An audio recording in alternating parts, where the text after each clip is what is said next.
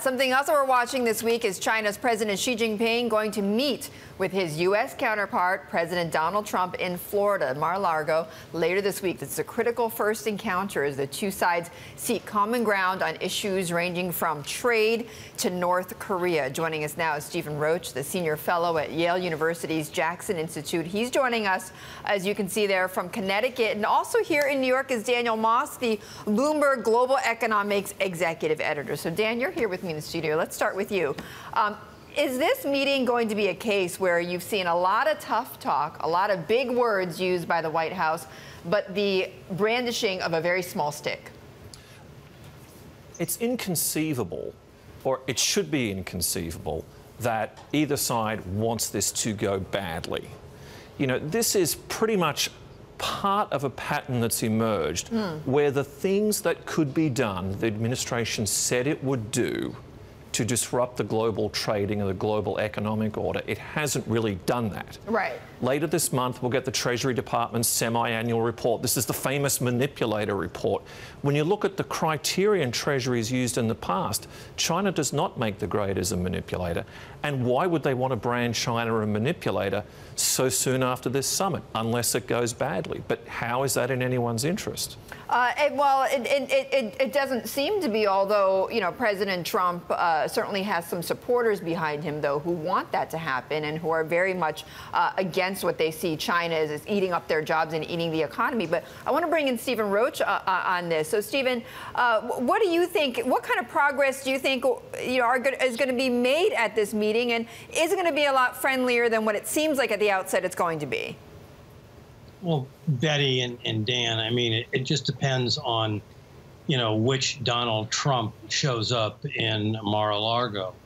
if it's the Donald Trump of the campaign trail and who tweeted last week about, you know, a meeting that he does not think is going to be an easy meeting, he's going to be very tough on trade because he views, mistakenly in my view, that the outsized trade deficit between the U.S. and China represents the single greatest threat to American jobs and to a once dynamic and dominant manufacturing sector. And so if he's going to be true to that, then he's got to be very tough in pushing for concessions on a number of fronts, none of which President Xi, I think, is prepared to give.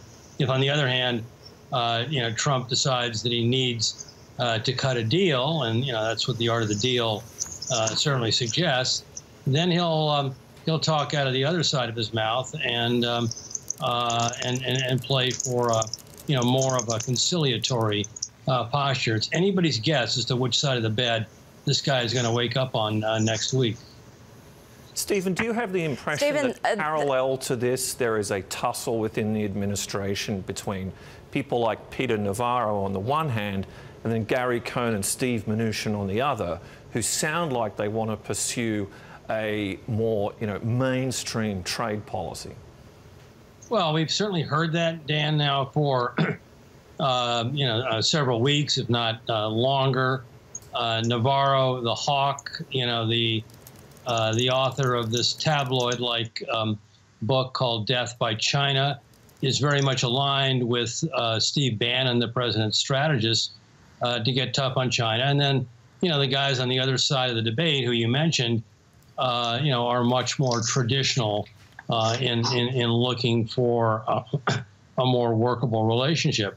The president, though, is I think still very much predisposed toward the Navarro Bannon point of view, and so it's anybody's guess as to how this battle plays out within the White House. I just want to bring up this quote that we had from President Trump. Did an interview with the Financial Times that appeared over the weekend, and Steve, this goes to you too.